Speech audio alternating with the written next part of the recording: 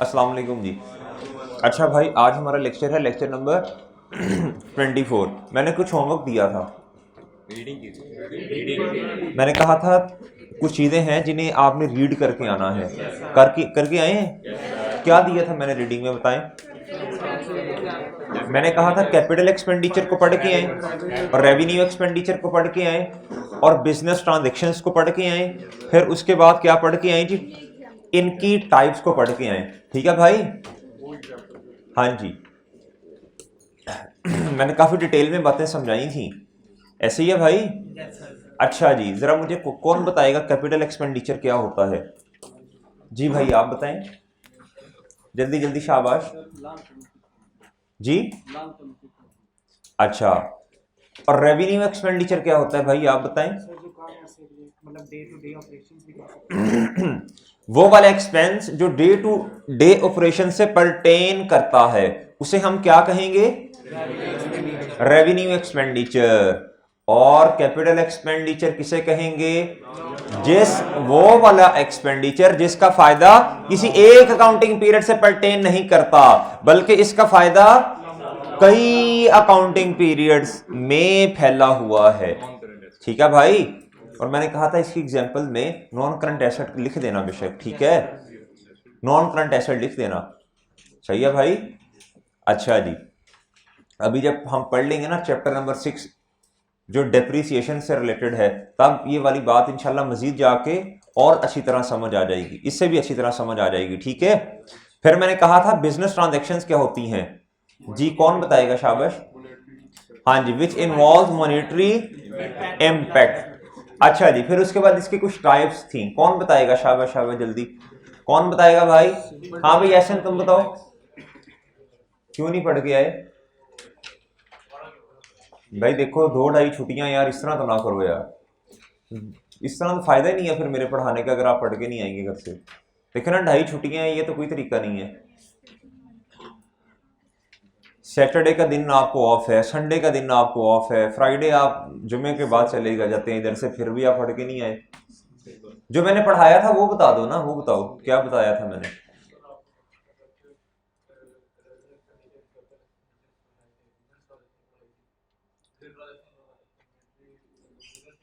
इसकी मैंने कहा था एक सिंपल होती है, एक कॉम्प्लेक्स होती है, सही है जी?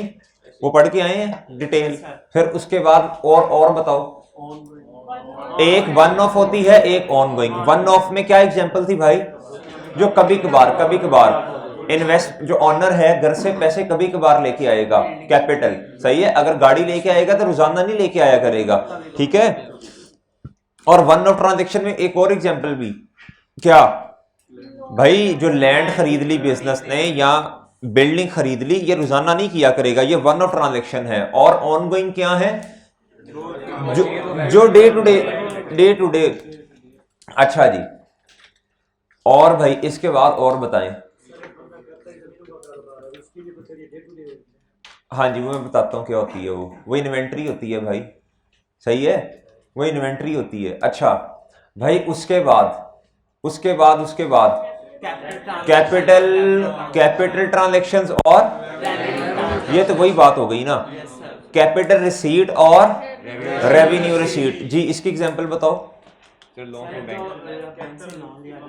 शाबाश भाई देखिए, रिसीट दो तरह की होती हैं। रिसीट दो तरह की होती हैं, एक रेवेन्यू होती है जो नॉर्मली जो बिजनेस का डे टू डे ऑपरेशन से रिलेट करती हैं। भाई देखें, कैश में सेल कर दी, ये क्या है? शाबाश। डेक्टर से पैसे ले लिए, ये क्या है? शाबाश शाबाश। भाई कैपिटल रिसीट क्या है? जी भाई, बैंक से लोन ले लिया, ये क्या है? ऑनर घर से पैसे ले आया, ये क्या है? अच्छा चलें, शाबाश। बस इसी तरह की चीजें पेपर में पूछी जा सकती हैं, ठीक है? अगर आपके कॉन्सेप्ट सीखे इंशाल्लाह हर क्वेश्चन कर सकते हो। चले अब आगे आए भाई। हमने फाइनेंशियल स्टेटमेंट के बारे में कुछ पढ़ा है क्या? कौन बताएगा? भाई फाइनेंशियल स्टेटमेंट जी, बोले शाबाश शाबाश शाबाश। स्टेटमेंट ऑफ फाइनेंशियल पोजीशन, और स्टेटमेंट ऑफ फाइनेंशियल पोजीशन या बैलेंस शीट, और स्टेटमेंट ऑफ कॉम्प्रिहेंसिव इनकम, ठीक है, प्रॉफिट एंड लॉस भी कह लो। अच्छा जी, इसे फाइनेंशियल परफॉर्मेंस भी कह सकता हूं। शाबाश भाई, असल में ना जो फाइनेंशियल स्टेटमेंट्स हैं ये 5 तरह की होती हैं। कितनी तरह की होती हैं? 5 तरह की होती हैं। 2 हमारे सिलेबस में है, 3 हमारे सिलेबस का पार्ट, 3 हमारे सिलेबस का पार्ट, वो FR1 FR2 में देखेंगे, वो हमारे सिलेबस का पार्ट नहीं है भाई। ये 2 हैं वो आपके सामने, स्टेटमेंट ऑफ फाइनेंशियल पोजीशन और फाइनेंशियल पोजीशन, या प्रॉफिट एंड लॉस, इसे कॉम्प्रिहेंसिव इनकम भी कह लो। आपके लेवल पे कॉम्प्रिहेंसिव इनकम और प्रॉफिट एंड लॉस एक ही चीज के नाम है। अच्छा जी, इसके अलावा भी 3 टाइप्स होती हैं। एक होती है स्टेटमेंट ऑफ कैश फ्लो,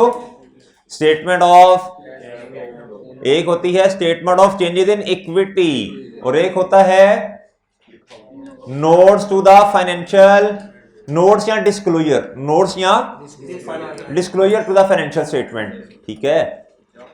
ये जो होते हैं ना, इसमें ना अंग्रेजी में लाइनें लिखते हैं। जिस तरह इधर हमने सेल लिखी थी ना फाइनेंशियल पोजीशन में, ये सेल लिखी थी, इसके अलावा लेस कॉस्ट ऑफ सेल लिखी थी। इसका मतलब होता है जो अहम चीजें होती है ना, जो अहम चीजें होती हैं, जिस तरह ये सेल है, कोई एक ऐसा कस्टमर है जो 80% सेल उससे परटेन करती है, तो ये लिखना जरूरी है ना। फिर लोगों को बताएं कि भाई ये एक ऐसा कस्टमर है सिर्फ इससे 80% की जो है ये क्या कहते हैं, सेल परटेन करती है, ठीक है भाई। ओके, बिजनेस ने लैंड ले ली नहीं इस साल, तो ये यूजर को बता दो ना यार, देखो ना, ये यूजर को बता दो कि ये जरूरी होता है बताना, ये यूजर को बताना जरूरी होता है, ठीक है भाई, ताकि पता चले ना। पिछले साल आपके एसेट्स, नॉन करंट एसेट कम थे, इस दफा ज्यादा हो गए हैं, सही है, तो वो थोड़ी सी अंग्रेजी लिख के 2 लाइनों में बता दो, इस दफा लैंड ली है, इतने की ली है, सही है, इस जगह पे ली है। ये अंग्रेजी में हल्की फुल्की बातें, अभी आपके लिए ये वाली बातें सोचना जरूरी नहीं है, ठीक है, ये आपके लेवल की बात नहीं है अभी, सही है। ये आगे FR1 FR2 में देखेंगे। अच्छा जी, इतना समय लग गया। अच्छा जी, स्टेटमेंट ऑफ फाइनेंशियल पोजीशन कितनी टाइप्स की हैं? जी अमल भाई कर दे। अच्छा भाई, इधर देखें, खामोश। अच्छा भाई, इधर भाई, ये है फाइनेंशियल स्टेटमेंट्स। ये क्या है? ये 5 टाइप हैं फाइनेंशियल स्टेटमेंट। इन्हें कंपोनेंट्स भी कहते हैं, ये नोट्सों के किस पेज पे लिखा हुआ है? फर्स्ट पेज पे लिखा है। किस पे लिखा है? और ये क्या है? Statement of financial position. Statement of financial position reports the financial position of an entity at a particular date. इसका क्या मतलब है भाई, बताएं। शाबाश। किसी देखे ईयर एंड या पीरियड एंड पे ये हमें बताता है हमारे पास कितने, बिजनेस के पास कितने एसेट्स हैं, कितने लायबिलिटीज हैं और कितना कैपिटल है। बोले भाई, बोले शाबाश। आप क्लास में बैठे हैं, 2.5 दिन की छुट्टियां करके आए हैं। अच्छा जी,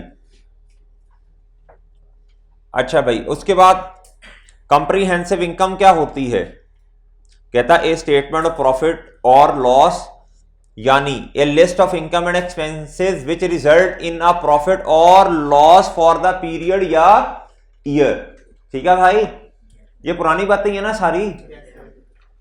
अच्छा जी, ये फिलहाल के लिए ये छोड़ दें। कॉम्प्रिहेंसिव इनकम आपके लेवल पे, कॉम्प्रिहेंसिव इनकम और प्रॉफिट एंड लॉस एक ही चीज के 2 नाम हैं। अगर पेपर में कभी आ जाए तो बस ये लिख देना कि इसमें अदर गेन एंड लॉसेस आते हैं। सही, ये कौन से हैं ये फिलहाल हमारे लिए समझना बिल्कुल भी जरूरी नहीं है। अच्छा जी भाई, उसके बाद मैंने आपसे कई दफा ये गुफ्तगू की है कि फाइनेंशियल स्टेटमेंट जो हैं ये किसी गैप के मुताबिक बनती हैं। कहता है कोई लॉ, रूल्स, रेगुलेशंस होंगे that are used to prepare and present financial statement, जिन्हें क्या कहते हैं?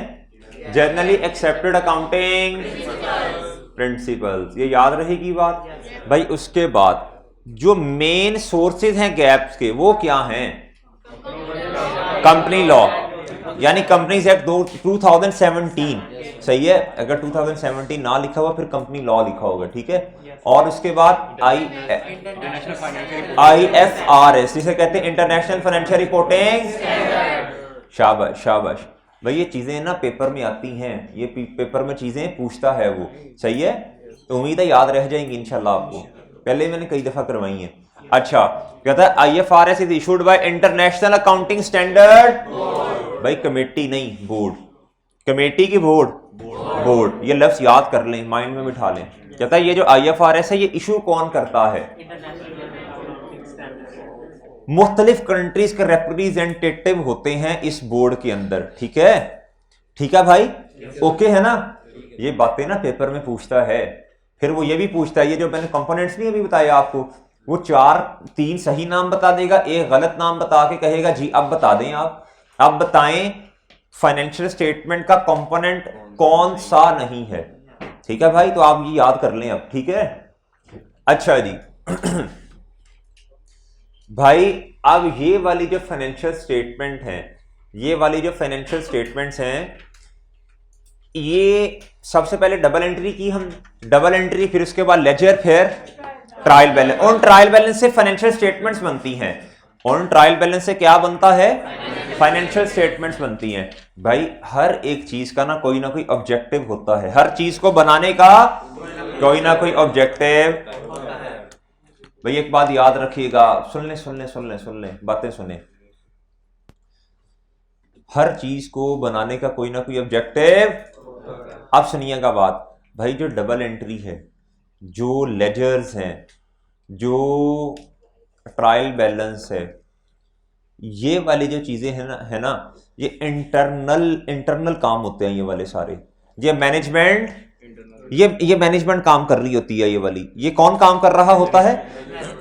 मैनेजमेंट काम कर रही होती है, सही है भाई। जो फाइनेंशियल स्टेटमेंट्स है ना ये लोगों के सामने जाती हैं, जो यूजर्स होते हैं ना उनके सामने जाती हैं, सही है भाई। जो यूजर होते हैं ना, यूजर, अभी मैं बताता हूं यूजर होते क्या हैं, अभी बताता हूं भाई। जो यूजर्स होते हैं ना, यूजर, ये उनके सामने जाती हैं, सही है। ये जो मैंने नाम लिए ना, डबल एंट्री, सही है जी, उसके बाद क्या लेजर, फिर ट्रायल बैलेंस जो है, ये मैनेजमेंट काम कर रही होती है, ये पीछे बैकएंड पे सारी वर्किंग होती है, सही है भाई। पहले हमने डबल एंट्री, फिर उसके बाद लेजर्स में चीजें पोस्ट कर दी, फिर लेजर का जो क्लोजिंग था उसे ट्रायल बैलेंस में लिखा, फिर क्या किया? ट्रायल बैलेंस से फाइनेंशियल स्टेटमेंट बनाई, सही है भाई। हमने ट्रायल बैलेंस में जाकर चीजों को समराइज कर दिया, फिर हमने क्या किया? फाइनेंशियल स्टेटमेंट में अपनी 2 स्टेटमेंट्स बनाई, उनमें जाके चीजों को लिख दिया कि भाई एसेट है, लायबिलिटी है, इनकम है, कि एक्सपेंस है, कि कैपिटल है, ठीक है मेरे भाई। ये फिर हमने काम किया था भाई। ये इसमें ना हमने प्रेजेंटेशन का कितना ख्याल रखा था जब फाइनेंशियल स्टेटमेंट बनाई थी। जब हमने फाइनेंशियल स्टेटमेंट बनाई है भाई, जब फाइनेंशियल स्टेटमेंट हमने बनाई थी, हमने प्रेजेंटेशन का कितना ख्याल रखा था ना, प्रेजेंटेशन का ख्याल रखा था ना, ऐसे ही है। उसकी रीजन क्या थी भाई? ये दुनिया के सामने जानी है, ये जो बाहर के बंदे हैं ना, ये उनके साथ भी जानी है, जो अंदर के बंदे उनके साथ तो जानी है, ठीक है, उनके पास तो जानी ही जानी है। जो बाहर के बंदे हैं ना, उनके पास भी ये वाली चीजें जानी है, ये जो फाइनेंशियल स्टेटमेंट हमने बनाई थी, ठीक है। अब क्यों जानी है उसका जवाब अभी मैं देता हूं आपको। भाई ये मार्कर है, इसका कोई यूजर होगा ऑब्वियसली, इसीलिए तो है ये चेयर पड़ी है इधर, इसका कोई यूजर है भाई? यूजर होगा तो उन्होंने बनाई है ना भाई। ये प्रोजेक्टर है, इसका कोई यूजर होगा तो उन्होंने प्रोजेक्टर बनाया ना भाई। फाइनेंशियल स्टेटमेंट हम क्यों बना रहे हैं भाई? इसके कोई यूजर्स होंगे, इसीलिए तो बना रहे हैं। अब गुफ्तगू इस बात पे करनी है कि भाई इसके यूजर्स कौन कौन से हैं। भाई सबसे पहले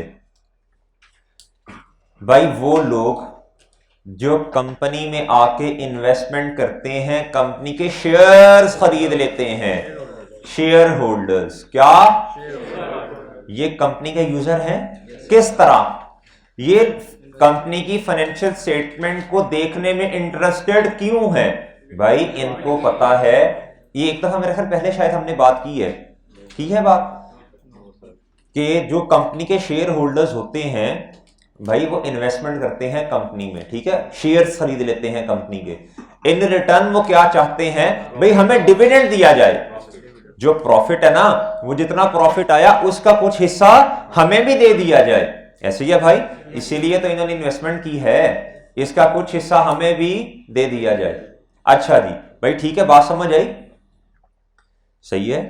ये किस तरह फाइनेंशियल स्टेटमेंट के यूजर हैं भाई? ये इंटरेस्टेड होंगे, किस चीज में इंटरेस्टेड होंगे? ये कि भाई हमने अगर देखें कोई भी एक बंदा है जब वो इन्वेस्टमेंट करेगा तो उसके ख्वाहिश क्या होगी कि भाई, उसकी ख्वाहिश सिंपल सी बात है कि भाई मुझे इस इन्वेस्टमेंट पे ज्यादा से ज्यादा रिटर्न।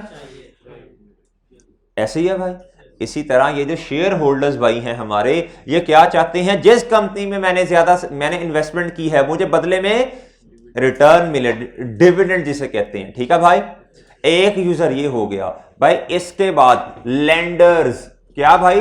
भाई लेंडर्स कहते हैं जिन्होंने कंपनी को उधार दिया हो, जिन्होंने कंपनी को। भाई ये क्यों है फाइनेंशियल स्टेटमेंट? अच्छा वैसे पहली बात, ये जो शेयर होल्डर्स हैं इन्हें कैसे पता चलेगा कंपनी का प्रॉफिट कितना है? भाई फाइनेंशियल स्टेटमेंट जब हमने बनाई थी, हमने ऊपर इनकम लिखी, सेल लिखा, लेस कॉस्ट ऑफ सेल लिखी, जीपी आया, ऑपरेटिंग एक्सपेंस माइनस किया, ऑपरेटिंग प्रॉफिट आया। फिर उसके बाद हमने ऐड अदर इनकम की, लेस हमने क्या किया भाई? फाइनेंस चार्जेस किया। हमारे पास क्या आ गया? ये जब नेट प्रॉफिट देखेगा, जब वो नेट प्रॉफिट देखेगा तो उसका दिल क्या होगा? गार्डन हो जाएगा। क्या कहेगा भाई डिविडेंड चाहिए मुझे, इन रिटर्न क्या चाहिए मुझे? समझे ये क्यों यूजर है फाइनेंशियल स्टेटमेंट की, ये क्यों इंटरेस्टेड है फाइनेंशियल स्टेटमेंट देखने में। उसके बाद भाई लेंडर्स, क्या भाई? भाई लेंडर्स वो लोग होते हैं जिन्होंने कंपनी को उधार दिया हो, जिन्होंने कंपनी को क्या दिया हो भाई? उधार दिया हो। अच्छा जी अब भाई ये क्यों इंटरेस्टेड होंगे फाइनेंशियल स्टेटमेंट को देखने में? भाई ये स्ट्रेंथ देखेंगे। ये क्या देखेंगे? फाइनेंशियल पोजीशन देख रहे होंगे कि भाई ऐसा तो नहीं है। फाइनेंशियल परफॉर्मेंस देखेंगे, फाइनेंशियल पोजीशन देखेंगे, क्या भाई ऐसा तो नहीं है ये, क्या ये कंपनी मेरे पैसे लेके, मेरे पैसे मतलब इसमें इतनी सलाहियत है कि मेरे पैसे वापस कर सके। सही है भाई, ऐसा ही है। ऐसा ना हो कि एसेट कंपनी के हो कोई ना। सही है। और दे तेरी पे लायबिलिटीज और इधर लॉस पे लॉस, तो कहां से पैसे देने उन्होंने? तो ये फाइनेंशियल स्टेटमेंट में इंटरेस्टेड क्यों होते हैं? ताकि देख सकें कंपनी में इतनी सलाहियत है कि वो मेरे पैसे वापस कर सकती है कि नहीं। भाई बात समझे कि नहीं? एग्री? अच्छा अब बात सुनिएगा, ये जो लोग कंपनी को उधार देते हैं ना, अमूमी तौर पे बैंक कंपनी को उधार दे देगा। ठीक है, अब बैंक ना सिर्फ अपनी ओरिजिनल अमाउंट लेने में इंटरेस्टेड होगा बल्कि इस पे इंटरेस्ट भी चार्ज करेगा। ठीक है भाई। अच्छा जी अगली बात, दो हो गए भाई। कस्टमर्स के बारे में क्या ख्याल है आपका? कस्टमर्स इंटरेस्टेड होते हैं भाई? कस्टमर्स इंटरेस्टेड होंगे भाई। कस्टमर्स क्यों इंटरेस्टेड होते हैं भाई? वो देखना चाहते हैं कंपनी की फाइनेंशियल स्ट्रेंथ को। सही है भाई। वो ये कस्टमर इसलिए इंटरेस्टेड होते हैं कि भाई अगर तो कंपनी अच्छी चल रही है तो मुझे क्वालिटी चीजें मिलेंगी, मुझे क्वालिटी चीजें। अच्छा आप खुद देख लें, आप जिस जगह से जाके शॉपिंग वगैरह करते हैं, सही है, जिधर से चीजें खरीदते हैं, आपको होता है ना यार ये कंपनी बड़ी अच्छी है, चलती रहे। सही है, या आप ऐसे सोचते हैं ना, फिर आप ये भी कहते हैं। आप ऐसे इंटरेस्टेड क्यों होते हैं? आप इसलिए इंटरेस्टेड होते हैं कि यार आया कल को ये वाली कंपनी मुझे क्वालिटी की सर्विसेज दे भी सकती है कि नहीं। ठीक है भाई, अगर कंपनी के हालात इतने टाइट हो चुके हैं तो उन्होंने क्या भाई क्वालिटी सर्विसेज देनी। ठीक है भाई, ये देख लें, एक दफा देखते भी जाएं, साथ एक दफा देखते भी जाएं भाई। ये देखें, इन्वेस्टर या शेयर होल्डर्स क्यों इंटरेस्टेड होते हैं? टू बाय, सोल्ड और सेल इन्वेस्टमेंट इन द, कहता financial statement also give some indication of the ability of the company to pay dividend. ठीक है भाई। अच्छा एक बात और सुनिए जरा भाई, अगर शेयर होल्डर्स को लगे ना कंपनी के हालात अच्छे कोई नहीं है, तो वो कहते हैं भाई ठीक है मेरे पैसे वापस दो, मैं अपने शेयर्स बेच रहा हूं। ठीक है, अगर कंपनी के हालात अच्छे हैं फिर शेयर होल्डर इंटरेस्टेड होंगे मजीद शेयर्स लेने में भी। ठीक है जी। अच्छा उसके बाद आ जाएं भाई ये कीवर्ड्स जो है ना, ये वाले, ये जो बोल्ड किए हुए हैं मैंने, इनको जरा गौर से देख लें। ठीक है। अच्छा उसके बाद लेंडर्स का मैंने बताया, ability of the borrower to pay and ability to repay the loan principal. अच्छा प्रिंसिपल का मतलब पता क्या होता है? Original amount. 5 लाख रुपए का लोन लिया था, प्रिंसिपल क्या है 5 लाख, इसके ऊपर जो देना है वो क्या है अस्तगफिरुल्लाह। ठीक है, कहा करें साथ इसके साथ कहा करें, ये बुरी चीज है जी। लिखें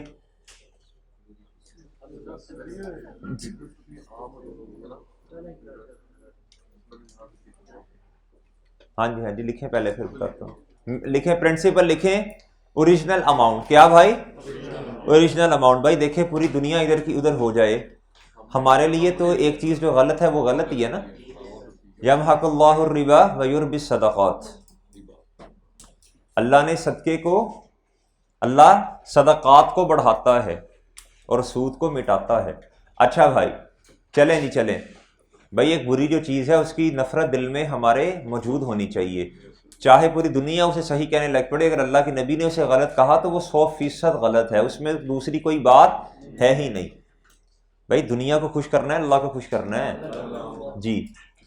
चलें भाई चलें, हम पढ़ेंगे, पढ़ना इस नीयत से है, पढ़ना तो देखिए सिलेबस का पार्ट है, इस नीयत से पढ़ना है, ठीक है। चलें अच्छा भाई,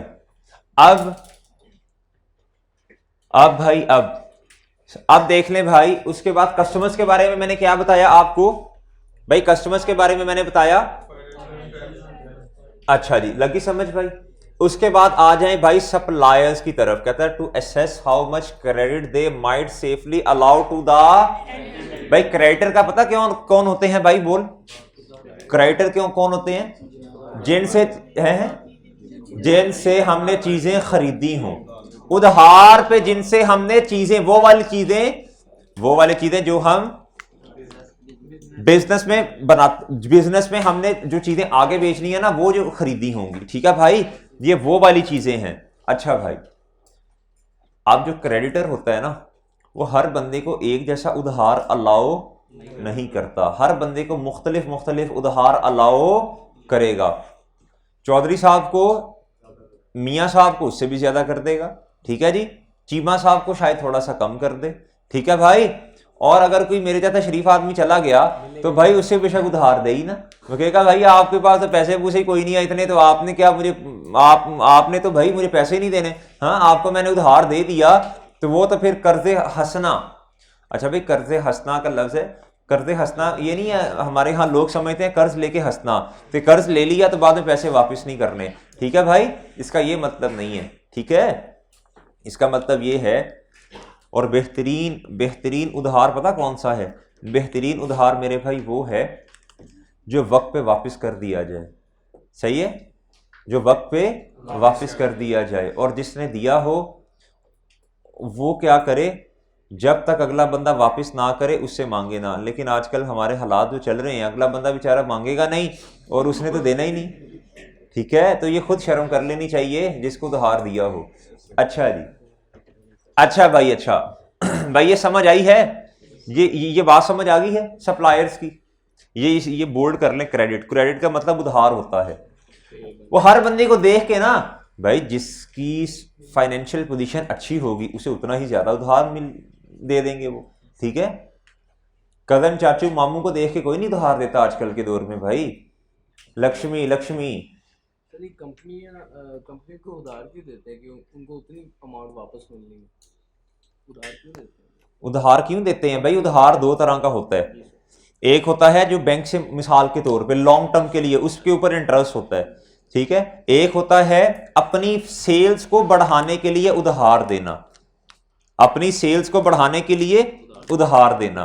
कुछ लोग कहते हैं सर जी मेरे पास पैसे नहीं है, वो कहते हैं कि नहीं यार आप देखो ना, चीज हमसे ले लो बाद में दे देना, ठीक है। दो तरह के, समझ आई बात क्यों देते हैं। अच्छा, ये वाला जो उधार है ना, क्रेडिटर किधर गया, ये सप्लायर या क्रेडिटर, ये वाला जो उधार ये कितना है, ये 30 दिन या 45 डेज के लिए होता है, ये 2 या 4 साल के लिए नहीं होता, फिर तो हमने बिजनेस कर लिया, वो ठीक है, बोलो तो सही। अच्छा भाई गवर्नमेंट क्यों इंटरेस्टेड होती है फाइनेंशियल स्टेटमेंट को देखने में भाई, अगर तो आपका प्रॉफिट ज्यादा आ रहा है तो गवर्नमेंट पे कहेगी भाई मुझे भी दो मेरा हिस्सा, गवर्नमेंट क्या कहेगी, मुझे भी मेरा हिस्सा, साडा हक एथे रख, गवर्नमेंट कहेगी भाई मेरा हिस्सा। सही है भाई, आय का रेट चल रहा है कितना, 20% कहाँ चल रहा है गुड्डू? अच्छा, आप जब टैक्स पढ़ेंगे ना उसमें इंशाल्लाह ये वाली सारी चीजें डिटेल में पढ़ रही होंगी। हाँ, छोटे छोटे कितना वो सेल टैक्स का रेट है बेटा 17, वो भी 19 हो गया अब। अच्छा जी, वो भी 19 हो गया है। अच्छा भाई, अच्छा ये वो सेल टैक्स है, इनकम टैक्स और चीज़ है, सेल टैक्स और चीज़ है। ये आपके ये ना जब हम क्या कहते हैं डेप्रिसिएशन का चैप्टर पढ़ेंगे उधर थोड़ा सा जिक्र है इनकम और सेल टैक्स का, उधर पढ़ेंगे जाके। इररिलेवेंट बातों पे हम इतने आपको पता है बात नहीं करते ना, ठीक है। अच्छा जी, उधर उधर करेंगे जाके इंशाल्लाह चैप्टर नंबर 6 में। अच्छा भाई, भाई ये गवर्नमेंट की समझ लग गई? पब्लिक क्यों इंटरेस्टेड होती है भाई? पब्लिक क्यों फाइनेंशियल स्टेटमेंट में इंटरेस्टेड होती है भाई? देखें, अच्छा सुने, वो गुड्डू, पब्लिक पूरी दुनिया ने हमारी कंपनी में पैसा इन्वेस्ट कर दिया है, लोशे भी लोशे। भाई देखें, जिसने पैसा इन्वेस्ट किया है ना वो कौन है? शेयर होल्डर है या इन्वेस्टर है? पब्लिक का मतलब है इधर जनरल पब्लिक। भाई अब मैं आपको ना एग्जांपल देने लगा हूं, आपने मुझे खुद जवाब दे देना है। भाई एक है कंपनी एक है कंपनी, जो कंपनी ए है लोगों को सैलरीज टाइम पे देती है, सही है भाई, और जो इर्द गिर्द में कम्युनिटी है उसका भी ख्याल रखती है। ये क्या कहते हैं, एनवायरमेंटल इश्यूज का पता है ना आपको क्या क्या होते हैं, इन चीजों का बड़ा ख्याल रखती है वो वाली कंपनी, ठीक है जी। चैरिटी भी देती है, सही है। अब एक है कंपनी बी, भाई ना तो सैलरीज टाइम पे देते हैं, एम्प्लॉयज भी उससे खुश नहीं है, ठीक है जी, और उसके बाद एनवायरमेंटल इश्यूज जो हैं उस पर भी उनका कंसर्न, उस पर भी कोई इतनी टेंशन नहीं लेते, सही है। मतलब नॉर्म्स की इतनी वैल्यू उनके यहां नहीं है। आप मुझे बताएं, आप कंपनी ए में जाना पसंद करेंगे या बी में, या आपको कंपनी ए अच्छी लगती है या कंपनी बी? ए, सही है भाई, इसका ये मतलब है। किधर गया पब्लिक? इसका ये मतलब है भाई, ठीक है। किस चीज से नहीं पता चलेगा? चलेगा बेटा, क्यों नहीं पता चलेगा, चलेगा, हर चीज पता चलती है। जब आप, एक चीज होती है नोट्स विद फाइनेंशियल स्टेटमेंट, उसमें एक एक चीज आ रही होती है फाइनेंशियल स्टेटमेंट में, ठीक है, पता चल रहा होता है, सब चीजों का पता चल रहा होता है भाई। उसके बाद एम्प्लॉयज क्यों इंटरेस्टेड हैं फाइनेंशियल स्टेटमेंट में? जी भाई मेरे, आप कहेंगे सर जी एम्प्लॉयज इन्हीं ने तो बनाई है फाइनेंशियल स्टेटमेंट। नहीं मेरे भाई, ये अकाउंट्स डिपार्टमेंट फाइनेंस वालों ने ये बनाते हैं, अकाउंट्स वाले बनाते हैं फाइनेंशियल स्टेटमेंट्स, बाकी के लोगों को अंदर की बातों का, तो वो जब फाइनेंशियल स्टेटमेंट में इंटरेस्टेड होते हैं, ठीक है मेरे भाई, बाकी डिपार्टमेंट्स तो अलहदा है ना। अच्छा भाई देखें, जो एम्प्लॉय होता है ना उसे 2-3 चीज़ों से कंसर्न होता है एंटिटी में, भाई मेरी सैलरी मेरे बोनस इंक्रीमेंट ये टाइमली मुझे मिल रहे हैं कि नहीं, सही है। और अगर प्रॉफिट ज़्यादा हो रहा है तो वो भाई फिर कहता है कि देखें प्रॉफिट ज़्यादा है तो मेरी इंक्रीमेंट वगैरह भी ज़्यादा हो, ठीक है। और इसके अलावा भाई सैलरी मुझे टाइम पे मिलनी चाहिए, सही है। ये सारी की सारी चीज़ें जो हैं, ये जो 2-4 लिखी हैं, आप बताएं जी, ये फाइनेंशियल स्टेटमेंट में इंटरेस्टेड होंगे कि नहीं? ठीक है, उन्हें देखेंगे ना जब प्रॉफिट ज्यादा है तो साथ ही दिल गार्डन हो जाएगा। आगे भाई कस्टमर का मैंने बता दिया। मैनेजर्स, भाई मैनेजर तो वो बंदे हैं जो फाइनेंशियल स्टेटमेंट्स को, मैनेजर कौन है? मैनेजर भाई वो वाला बंदा जो मैनेजमेंट में है, जो फाइनेंशियल स्टेटमेंट को नॉर्मली खुद बना रहे होते हैं ना। अच्छा ये मैंने आपको बात बताई है, कंपनी के केस में फाइनेंशियल स्टेटमेंट बनाना किसकी जिम्मेदारी है? भाई सुन ले बात, कंपनी के केस में फाइनेंशियल स्टेटमेंट बनाना डायरेक्टर्स की जिम्मेदारी है। किसकी जिम्मेदारी है? डायरेक्टर। या ये लिख लें कहीं, ये इंपॉर्टेंट है, ये एमसीक्यू जी। भाई देखें, जरूरी नहीं है कि हर चार्टर्ड अकाउंटेंट जो है वही डायरेक्टर हो, ये जरूरी नहीं है। डायरेक्टर की अपनी एक क्वालिफिकेशन है, सही है। उस क्वालिफिकेशन पे अगर वो पूरा उतरेगा तो वो किसी भी कंपनी का डायरेक्टर बन सकता है, ठीक है भाई। अब वो क्वालिफिकेशन किधर लिखी हुई है? वो या तो एडवांस लेवल पे कॉर्पोरेट लॉ का एक पेपर है उधर लिखी होंगी, या फिर कंपनी लॉ में लिखी होंगी जो कैफ 7 है आपका, ठीक है भाई। जी मैं ये अर्ज करने की कोशिश कर रहा हूं कि जी मैं फरमाने लगा हूं, सुने भाई, कंपनी के केस में फाइनेंशियल स्टेटमेंट बनाना डायरेक्टर्स की रिस्पॉन्सिबिलिटी है। ये चैप्टर नंबर 1 में था, मेरे दोस्तों ने पढ़ा ही नहीं है ना। डायरेक्टर्स कंपनी के केस में फाइनेंशियल स्टेटमेंट बनाना किसकी जिम्मेदारी है?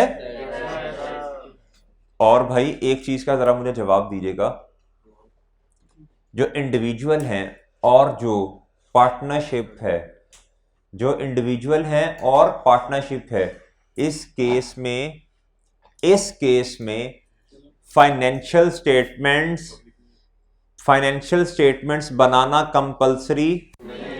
कंपलसरी किस केस में कंपलसरी है?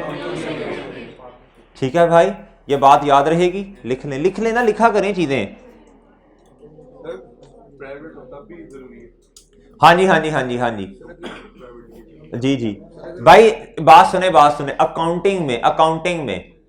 अकाउंटिंग में जिस तरह की मर्जी कंपनी है, मैं अकाउंटिंग की बात कर रहा हूं, मैं लॉ की बात नहीं कर रहा, सही है? मैं I2B की बात नहीं कर रहा, मैं अकाउंटिंग की बात कर रहा हूं। जैसी मर्जी कंपनी हो, फाइनेंशियल स्टेटमेंट बनाना जरूरी है, ठीक है भाई? अच्छा जी, और इंडिविजुअल और पार्टनरशिप में जरूरी नहीं है। अगर पेपर में क्वेश्चन आ गया, who is responsible in case of individual या partnership for the preparation of financial statements, उधर लिखा होगा डायरेक्टर्स, मैनेजर, या आगे लिखा होगा बोथ, या लिखा होगा नन। ठीक है भाई, ये याद रखिएगा, ये एमसीक्यू इंपॉर्टेंट है। अगर फाइनेंशियल स्टेटमेंट बनाते तो वो डायरेक्टर ही बनाएंगे जी, डायरेक्टर की जिम्मेदारी है ना फाइनेंशियल स्टेटमेंट बनाना। अच्छा भाई, अच्छा आगे ये लफ्ज भी किताब में लिखा हुआ है, डायरेक्टर डेलीगेट कर देते हैं काम किसे?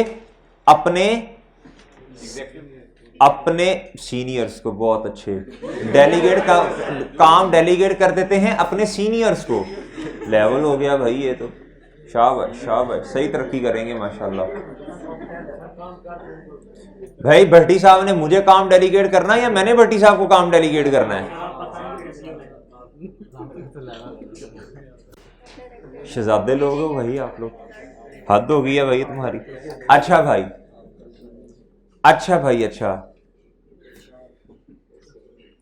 तो बात अब क्या हुई? अब सुन ले भाई, अगर अब सुने एक्सेप्शन क्या होगी। अगर गवर्नमेंट कह दे इंडिविजुअल को या पार्टनरशिप के केस में कि भाई मुझे फाइनेंशियल स्टेटमेंट बना के दो, भाई फिर तो मजबूरी है ना। जनरल रूल मैंने आपको लिखवा दिया है। अच्छा भाई, ये चीजें जो है ना, ये दिमाग खोल के बैठा करो और लिखा करो। ये बातें ऐसे नहीं है मुझे अच्छा लगता है तो मैं गुफ्तगू कर लेता हूं आके, ये चीजें पेपर में आती हैं। ये पेपर में चीजें लब कुशाई का मौका जो मुझे मिलता है ना, वो इसलिए नहीं करता कि मेरा दिल करता उठ के आ जाता हूँ आपसे बातें बुतें करके चला जाता हूँ। ये पेपर में चीजें आती हैं, इसलिए बता रहा हूँ ये सारी चीजें। अच्छा जी, अगर पार्टनरशिप में कंपनी ने कहा कि जरूरी है फाइनेंशियल स्टेटमेंट, तो फिर वो कौन बनाएगा? वो तो 2-3 पार्टनर होते हैं, उनमें से कौन बनाएगा? फिर पार्टनर्स की जिम्मेदारी होगी। फिर किसकी जिम्मेदारी होगी? पार्टनर्स की जिम्मेदारी होगी। पार्टनर्स की जिम्मेदारी होगी। बस क्या बनता है ये बाद में बताएंगे, ये हमारा सब्जेक्ट नहीं है भाई। छोड़े इस बात को, क्या जरूरी है क्या नहीं, इसके लिए कंपनी लॉ का सब्जेक्ट है। मैं तो कॉर्पोरेट लॉ अल्हम्दुलिल्लाह, वो तो मैं तो आपको बहुत सारी बातें बता सकता हूँ, आपके लिए हजम करना मुश्किल हो जाएंगी। ठीक है जी, अच्छा जी, अच्छा भाई, अगर गवर्नमेंट कह दे तो फिर क्या होगा? अगर गवर्नमेंट कह दे तो फिर क्या होगा भाई? देखिए फिर एक्सेप्शन है, या इंडिविजुअल या पार्टनर्स जो हैं वो लोन लेंगे। पार्टनरशिप के केस में, पार्टनरशिप और इंडिविजुअल के केस में लोन लेंगे तो बैंक ने कह दिया पहले फाइनेंशियल स्टेटमेंट बना के दो, फिर देखेंगे आपकी स्ट्रेंथ कितनी है, लॉस प्रॉफिट या लॉस कितना है। भाई फिर मजबूरी हो जाएगी। भाई जनरल रूल क्या है? इंडिविजुअल या पार्टनरशिप के केस में फाइनेंशियल स्टेटमेंट्स कंपल्सरी नहीं है। ठीक है, और आगे मैंने क्या बता दिया? मजबूरी हो सकती है क्या? गवर्नमेंट अगर कह दे, या फिर या फिर बैंक कह दे। ठीक है, बैंक का दिल नहीं करेगा, हर बैंक आपको हमें बिला वजह कह देगा भाई फाइनेंशियल स्टेटमेंट बनाओ, भाई आप उस बैंक से आपने लोन लेना ना इसलिए वो इंटरेस्टेड है। भाई बात समझ आई? ओके है। अच्छा जी, अच्छा जी ओके। लिखा हुआ है management should have access to all the financial information they need. कहता है मैनेजमेंट, भाई देखिए मैनेजमेंट के पास तो चीजें, मैनेजमेंट ने ही तो ये वाली चीजें जो है फाइनेंशियल स्टेटमेंट बना के दी हैं। ठीक है, अच्छा जी। कहता है and in much more detail than financial statement. भाई लोगों के सामने, दुनिया के सामने जो चीज जा रही है वो सिर्फ 2 स्टेटमेंट्स जा रही हैं। भाई मैनेजमेंट ने तो इसके पीछे पूरी वर्किंग की है। सही है भाई, ये समझ आई ये वाली बात? कहता है however management is responsible for producing the financial statement and might be interested in the information they। ठीक है भाई, सही है यार। ये सिंपल सी बातें हैं, इन्हें ना जहन में बिठा लो, इंशाल्लाह याद हो जाएंगी। याद भी नहीं करना होता, बस एक दफा पढ़ना होता है। आपको ऑब्जेक्टिव पता होना चाहिए, लोग मुख्तलिफ किस्म के यूजर्स हैं, वो क्यों इंटरेस्टेड है फाइनेंशियल स्टेटमेंट में। सही है, इसी में से लाइन उठा के दे देगा। और भाई हो गए सारे मेरा ख्याल है। भाई ये गिने जरा कितने बनते हैं, मेरा ख्याल 7 हैं।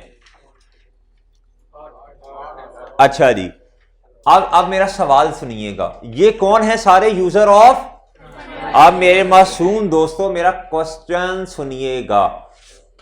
भाई कुछ एक्सटर्नल यूजर हैं इनमें से, और कुछ एक्सटर्नल का मतलब होता है बाहर के लोग। इंटरनल होता है कंपनी के अंदर के लोग। भाई ये जो मैंने बातें की है ना सारी, ये मैंने कंपनी के केस में की है, यूजर्स वाली।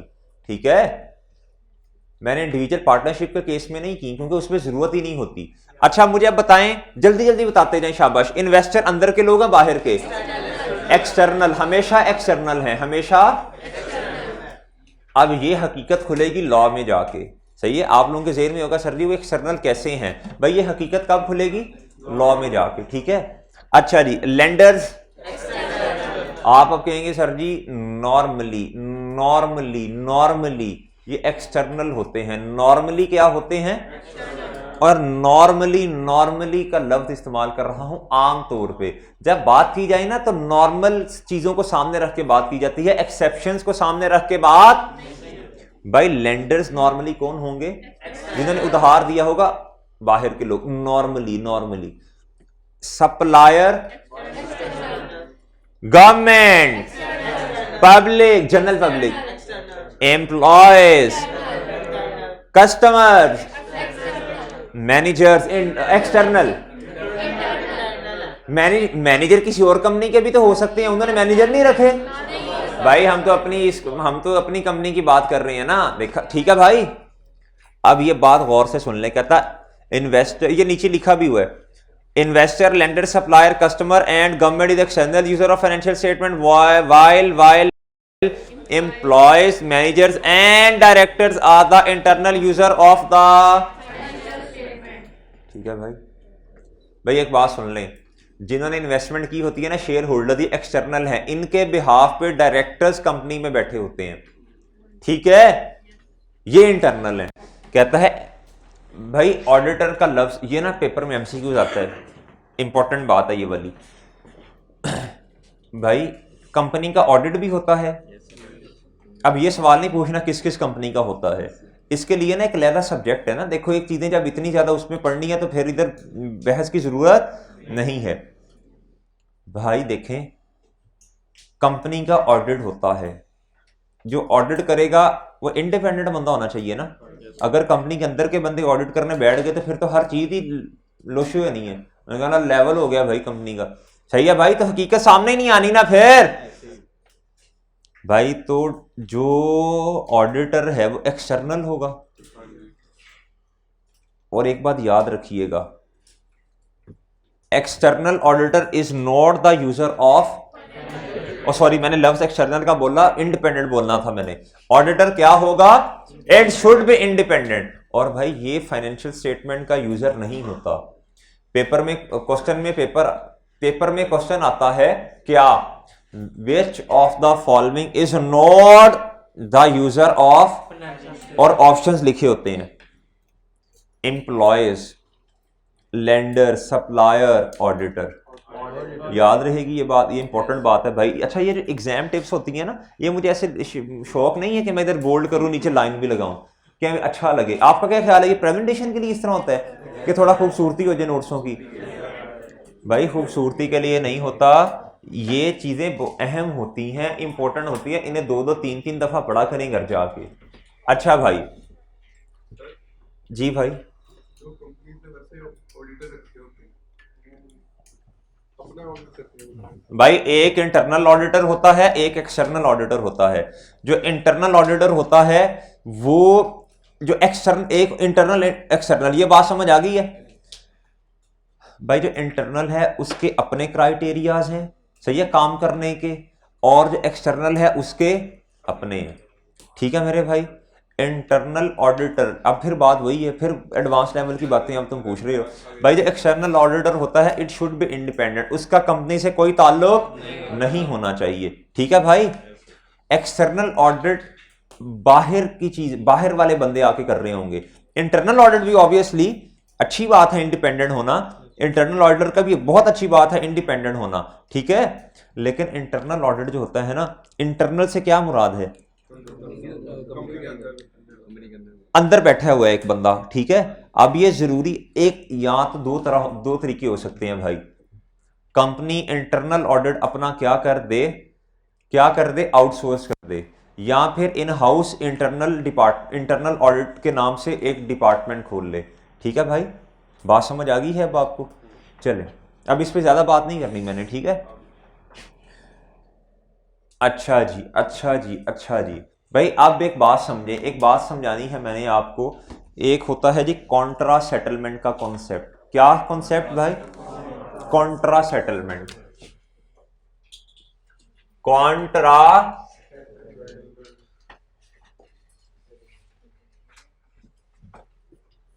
भाई मेरी बात सुने। सेटलमेंट के लफ्ज से ही कुछ पता चल रहा है, कुछ चीज सेटल होने वाली है, कोई चीज जो है वो सेटल होगी। भाई एक है मिस्टर ए और एक है मिस्टर बी।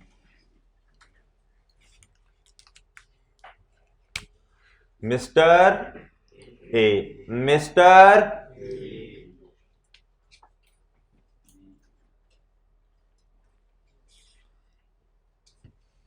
भाई जो मिस्टर ए है ना,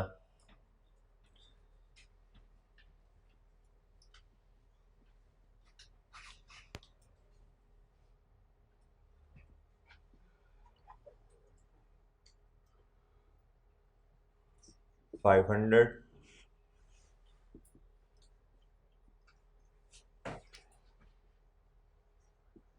भाई मिस्टर बी ने ना, बात को अब गौर से सुनिएगा, मिस्टर बी ने मिस्टर ए से रिसीव कितने पैसे करने हैं, और मिस्टर बी ने मिस्टर ए को पे कितने करने हैं। दोबारा फिर, मिस्टर बी ने मिस्टर ए से रिसीव कितने करने हैं, और मिस्टर बी को पे कितने करने हैं। कितने भाई? 300। भाई आपका क्या नाम है, क्या नाम है तुम्हारा? शिराज। तुम्हारा क्या नाम है? एहसन। भाई एक है शिराज भाई, शहराज के शिराज, एक है शिराज भाई और एक क्या? एहसन। अब भाई मिसाल के तौर पे ये दोनों दोस्त हैं, मिसाल क्या वैसे भी होंगे। अच्छा,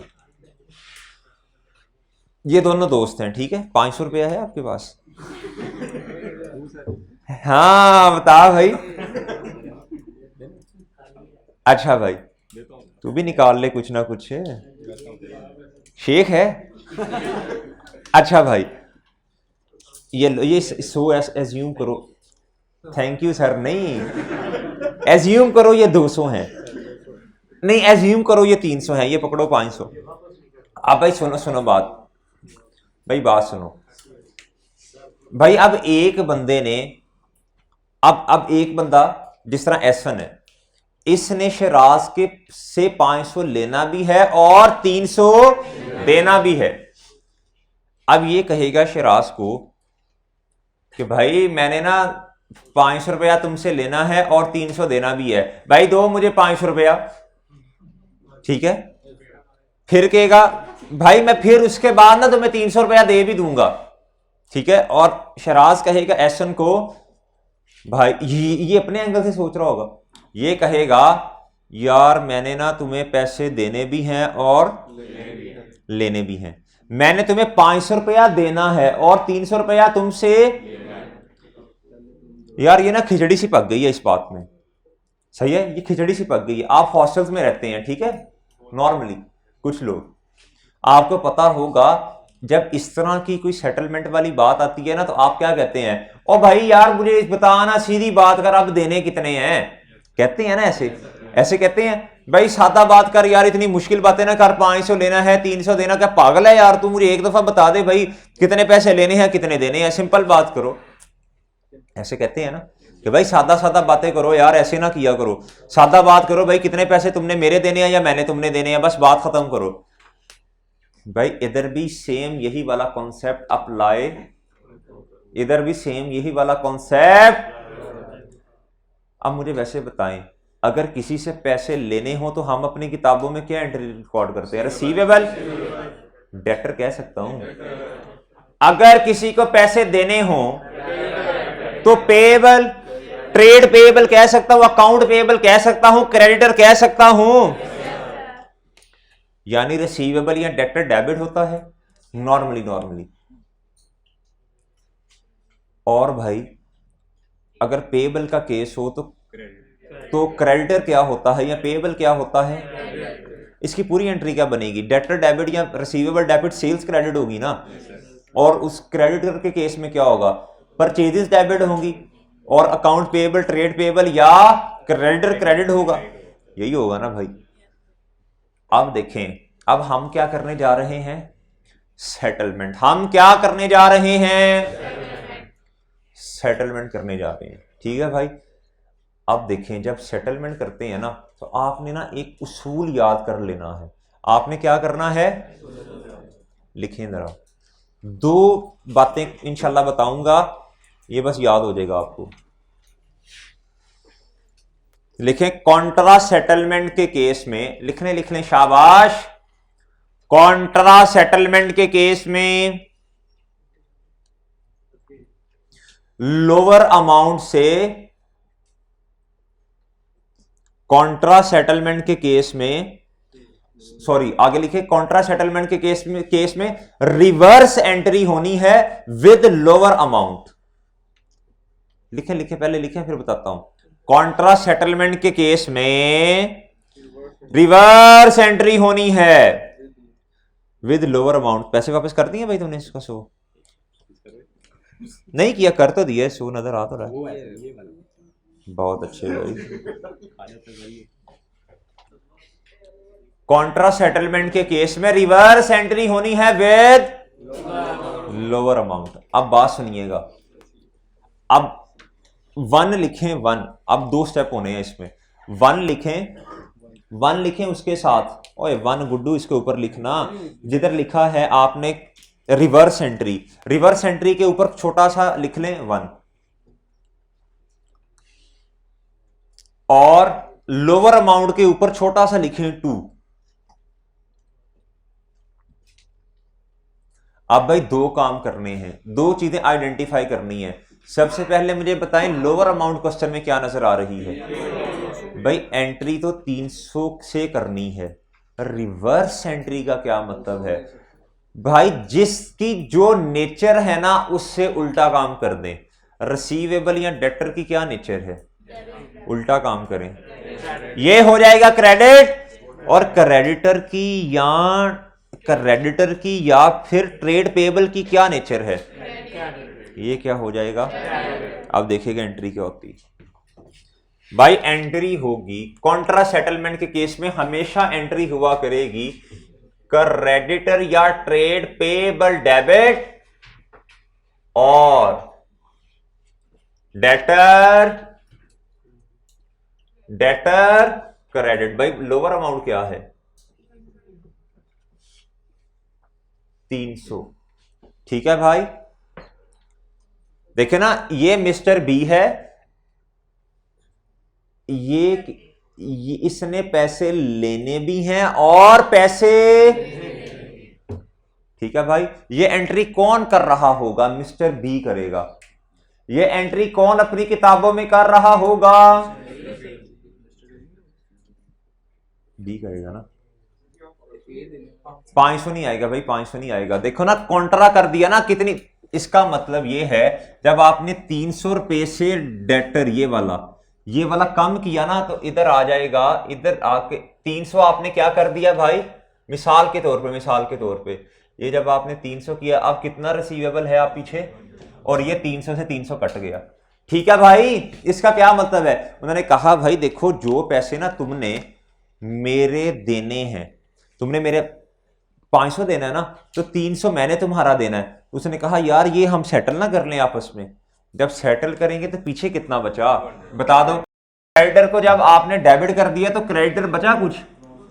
कैंसल।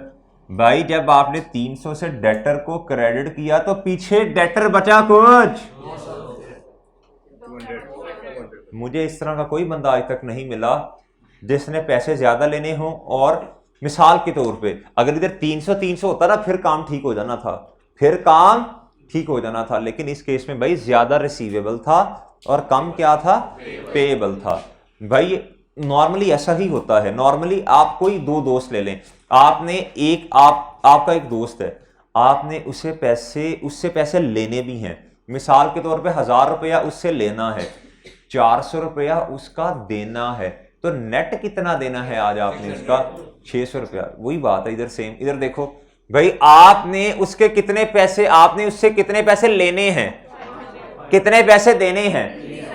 इसका मतलब है नेट करेंगे तो 200 आपने देना होगा ना। वही तो बात है, इसीलिए तो 300 से एंट्री की है। अब जवाब दें। आपने एक बंदे का 10,000 रुपया, एक बंदे से 10,000 रुपया लेना, और 6,000 रुपया उसका देना है। एंट्री कितने से होनी है? लोअर अमाउंट क्वेश्चन में देख लें कौन सी है। हमेशा सिंपल बात, 6,000 से एंट्री क्या होनी है बताओ? 6,000 से क्रेडिटर डेबिट, जो रिवर्स का लफ्ज लिखवाया ना इसलिए लिखवाया, ठीक है भाई, और डेटर। अगली बात सुने, आखिरी बात आज की, फिर लेक्चर खत्म करते हैं भाई। एक बंदे से आपने पैसे लेने रिसीवेबल है 7,000 रुपया, और उसे देने हैं 12,000 रुपया। जी बोलें भाई, कितने से लोअर से एंट्री हो? शाबाश, 7,000 से क्रेडिटर डेबिट और डेटर। सही है भाई, ये बात समझ आ गई है? बात समझ आ गई सबको? ठीक है जी, ओके। लास्ट वाला भाई, लास्ट में मैंने ये अर्ज की है कि आपने एक बंदे के कितने पैसे देने हैं, सॉरी, एक बंदे से कितने पैसे लेने हैं बोले, और भाई कितने पैसे उसके देने हैं। तो भाई कितने से एंट्री होनी है? कितने से एंट्री होगी?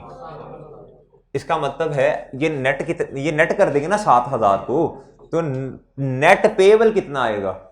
5,000। देखें एंट्री होगी क्रेडिटर 7,000 से, और डेटर,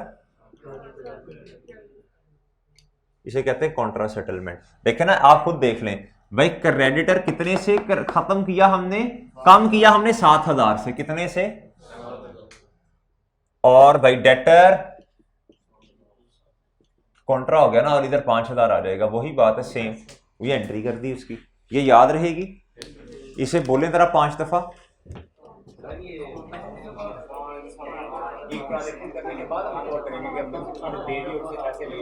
भाई जब आपने चीजें उससे, रिसीवेबल कब बनेगा आपका? जब आपने चीजें उसे बेची होंगी।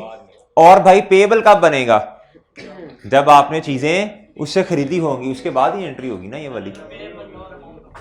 तो ये पेएबल लोअर अमाउंट ही है भाई, ये पेएबल लोअर अमाउंट ही है। इधर ये जो की है, और ये पहली वाली जो एग्जांपल दी थी मैंने, वो कौन क्या थी? वो लोअर ही थी। पेएबल लोअर अमाउंट, पहले दो एग्जांपल, पेएबल है 300 रुपया और रिसीवेबल है 500 रुपया। तो भाई जोन सा मर्जी सिनेरियो हो, एंट्री यही होनी है, एंट्री सेम होनी है भाई। डबल एंट्री है भाई। लग क्या रहा है?